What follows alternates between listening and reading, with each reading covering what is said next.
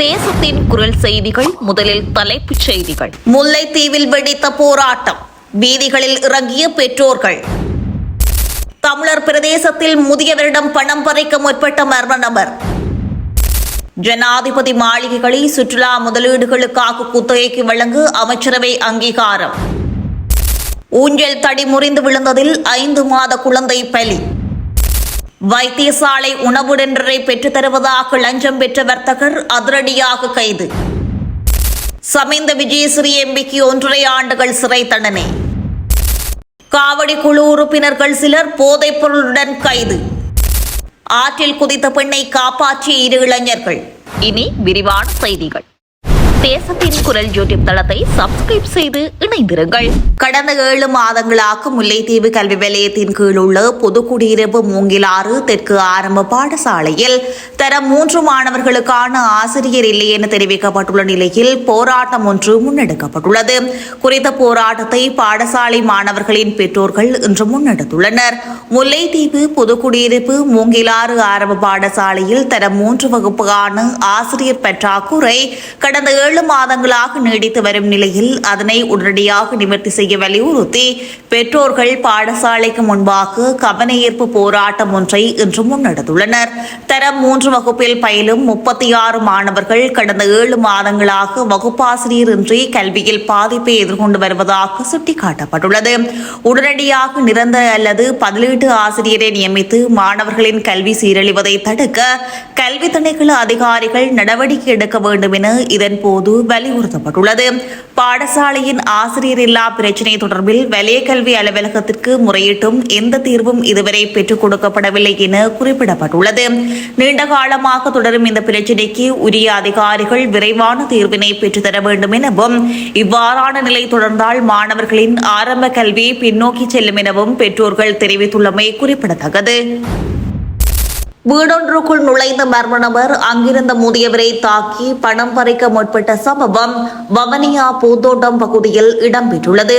சம்பவம் தொடர்பாக மேலும் தெரிய வருகையில் நேற்று திங்கட்கிழமை காலை குறித்த முதியவரின் மனைவி வெளியில் சென்றுள்ளார். இதனையடுத்து துவிச்சக்கர வண்டி ஒன்றில் சென்ற மர்ம நபர் கத்தியுடன் வீட்டிற்குள் நுழைந்து அங்கிருந்த முதியவரை மிரட்டி 1 லட்சம் ரூபாய் பணத்தை தருமாறு அச்சுறுத்தியுள்ளார். முதியவர் பணத்தை கொடுக்காத நிலையில் அவர் மீது தாக்குதலை மேற்கொண்டு விட்டு அவர் தப்பியோடியுள்ளார். இச்சம்பவம் தொடர்பாக வவனியா போலீசாருக்கு தகவல் வழங்கப்பட்டதுடன் சம்பவ இடத்திற்கு சென்ற போலீசார் மர்ம நபர் தொடர்பாக விசாரணைகளை முன்னெடுத்துள்ளனர். நாட்டின் பல்வேறு பகுதிகளில் அமைந்துள்ளதும் தற்போதைய ஜனாதிபதியின் பயன்பாட்டில் இல்லாததுமான பல ஜனாதிபதி மாளிகைகளை சுற்றுலாத்துறையின் முதலீட்டு திட்டங்களுக்காக நீண்டகால குத்தகை அடிப்படையில் வழங்குவதற்கு அமைச்சரவை அங்கீகாரம் அளித்துள்ளது.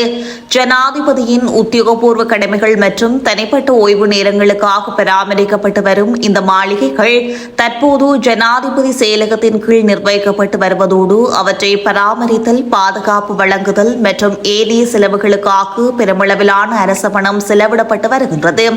மிகவும் உயர் கட்டிடக்கலை மற்றும் பொருளாதார மதிப்பை கொண்டு முழுமையான வசதிகள் மற்றும் கவர்ச்சிகரமான நிலப்பரப்புகளை கொண்ட இந்த மாளிகைகளை பொருளாதார ரீதியாக பலனுள்ள முறையில் பயன்படுத்துவதை நோக்கமாக கொண்டே இந்த நடவடிக்கை எடுக்கப்பட்டுள்ளது. அரசுக்கு சொந்தமான பங்களாக்கள், வீடுகள் மற்றும் ஜனாதிபதி மாளிகைகளை பொருளாதார ரீதியாக பலனுள்ள முறையில் பயன்படுத்துவதற்கான வழிமுறைகளை அறிமுகப்படுத்துவதற்காக நியமிக்கப்பட்ட குழுவின் பரிந்துரைகளின் அடிப்படையிலேயே இந்த யோசனை முன்வைக்கப்பட்டுள்ளது. இதற்கமைய பின்வரும் பகுதிகளில் அமைந்துள்ள ஜனாதிபதி மாளிகைகளை சுற்றுலா முதலீட்டு திட்டங்களுக்காக முன்மொழிவுகளை கோரி பொருத்தமான முதலீட்டாளர்களுக்கு குத்தகைக்கு வழங்க தீர்மானிக்கப்பட்டுள்ளது. வெந்தோட்டை, கதிர்காமம், மகியங்கனை, எம்பிலிப்பிட்டிய, அனுராதபுரம் இந்த யோசனை ஜனாதிபதியினால் சமர்ப்பிக்கப்பட்டதுடன் இதற்கு அமைச்சரவையின் அங்கீகாரம் கிடைத்துள்ளது. ஊஞ்சலுக்கு பயன்படுத்தப்படும் தடி முறிந்து விழுந்ததில் 5 மாத குழந்தை ஒன்று சம்பவ இடத்திலேயே உயிரிழந்த சம்பவம் வவனியா கனகராயன் குளம் போலீஸ் பிரிவிற்குட்பட்ட குளவிசுட்டான் கிராமத்தில் இடம்பெற்றுள்ளது. இச்சம்பவமானது பெரும் சோகத்தை ஏற்படுத்தியுள்ளது. நேற்று திங்கட்கிழமை குறித்த குழந்தை தனது தாயுடன் ஊஞ்சலில் அமர்ந்திருந்தது. இதன்போது எதிர்பாராத விதமாக ஊஞ்சல் தடி சரிந்து விழுந்துள்ளது. இதில் படுகாயமடைந்த 5 மாத குழந்தை சம்பவ இடத்திலேயே உயிரிழந்துள்ளது. செய்யப்பட்டுள்ளது. குழந்தையின் தாய் சிறு காயங்களுக்கு உள்ளாகியுள்ளார். உயிரிழந்த குழந்தையின் சடலம் உடற்கூற்று பரிசோதனைக்காக வவுனியா மாவட்ட பொது வைத்தியசாலையின் பிரேத அறையில் வைக்கப்பட்டுள்ளது. இச்சம்பவம் தொடர்பாக கனகராயன்குளம் போலீசார் மேலதிக விசாரணைகளை முன்னெடுத்து வருகின்றனர்.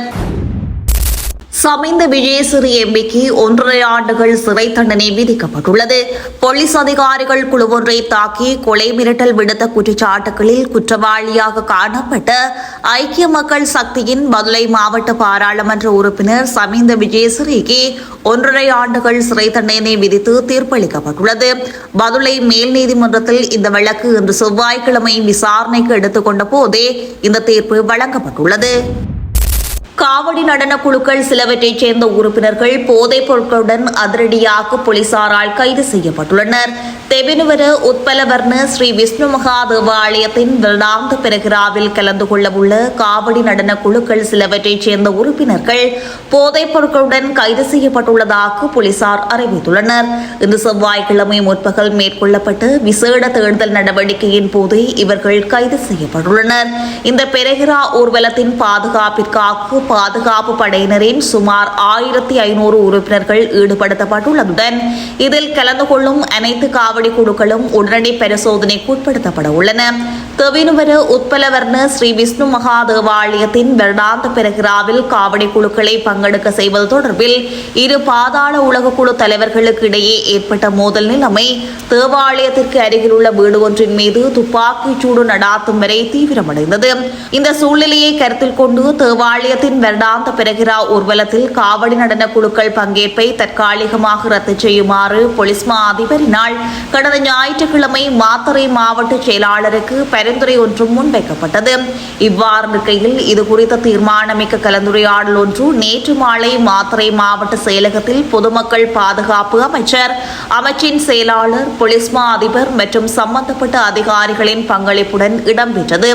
அத்தோடு கடந்த ஆண்டுகளில் காவடி நடனங்களில் ஈடுபட்ட அனைத்து குழுக்களுக்கும் இம்முறையும் அனுமதி வழங்குவதற்கு அங்கு தீர்மானிக்கப்பட்டது. இந்த பெருகிரா ஊர்வலம் இன்று பிற்பகல் 2 மணிக்கு முன்னெடுக்கப்பட்டுள்ளது.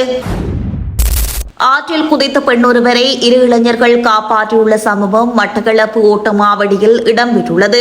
இந்த சம்பவமானது இன்று காலை நடைபெற்றுள்ளது. முச்சக்கர வண்டியில் பயணித்த பெண்ணொருவர் தான் தொலைபேசியில் உரையாட வேண்டும் என முச்சக்கர வண்டியை நிறுத்துமாறு சாரதியிடம் கேட்டுக்கொண்டுள்ளார். இதற்கிணங்க முச்சக்கர வண்டி சாரதி நிறுத்திய போது பெண் திடீரென பக்கத்தில் உள்ள ஆற்றில் குதித்து தத்தளித்துள்ளார். இதனை கண்ட 2 இளைஞர்கள் ஆற்றங்கரையில் நிறுத்தி வைக்கப்பட்டிருந்த தோணி ஒன்றினை எடுத்துக்கொண்டு பெண்ணை மீட்டுள்ளனர். மீட்கப்பட்ட பெண் சிகிச்சைக்காக வாழைச்சேனை ஆதார வைத்தியசாலையில் அனுமதிக்கப்பட்டுள்ளார். இந்த சம்பவம் தொடர்பான மேலதிக விசாரணைகளை வாழைச்சேனை போலீசார் மேற்கொண்டு வருகின்றனர். பேராதனை வைத்தியசாலை உணவினரை பெற்றுத் தருவதாக தெரிவித்து லஞ்சம் பெற்ற வர்த்தகர் ஒருவர் அதிரடியாக கைது செய்யப்பட்டுள்ளார். 20 லட்சம் ரூபாய் பணத்தை லஞ்சமாக பெற்றுக் கொண்டமை மற்றும் அதற்கு உடந்தையாக இருந்தமை ஆகிய லஞ்ச குற்றச்சாட்டுகளின் அடிப்படையில் வர்த்தகர் ஒருவரும் மற்றொரு நபரும் லஞ்சம் அல்லது ஊழல் பற்றி புலனாய்வு செய்யும் ஆணைக்குழுவினால் கைது செய்யப்பட்டுள்ளனர். பேராதனை போதன வைத்தியசாலையின் 2027 ஆண்டிற்கான சமையலறை உணவுப் பொருட்களை விநியோகிப்பதற்கான விலைமனு கோரல் அழைக்கப்பட்ட போது முறைப்பாட்டாளரை விண்ணப்பங்களை சமர்ப்பிக்க வேண்டாம் என தெரிவித்து அந்த டெண்டரை பெற்றுக்கொள்ள சந்தர்ப்பம் ஏற்படுத்தி தருவதாக தெரிவித்து சந்தேக நபர் லஞ்சம் கோரியுள்ளார். இருப்பினும் முறைப்பாட்டாளரின் தந்தை மற்றும் மாமாவின் பெயரில் விலை கோரல் சமர்ப்பிப்பதற்காக பெறப்பட்ட விண்ணப்பங்களை சமர்ப்பிக்காமல் இருப்பதற்காக முதற்கட்டமாக 30 லட்சம் ரூபாய் லஞ்சமாக கோரப்பட்டுள்ளது. குறித்த தொகையானது 25 லட்சம் ரூபாய் வரை குறைக்கப்பட்டு பின்னர் மீண்டும் 20 லட்சம் ரூபாய் வரை குறைக்கப்பட்டுள்ளது.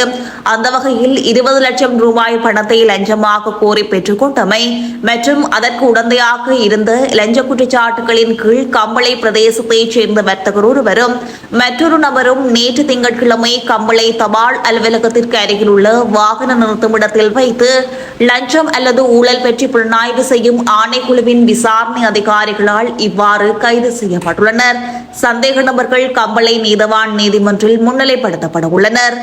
தேசத்தின் குரல் யூடியூப் தளத்தை சப்ஸ்கிரைப் செய்து இணைந்திருங்கள்.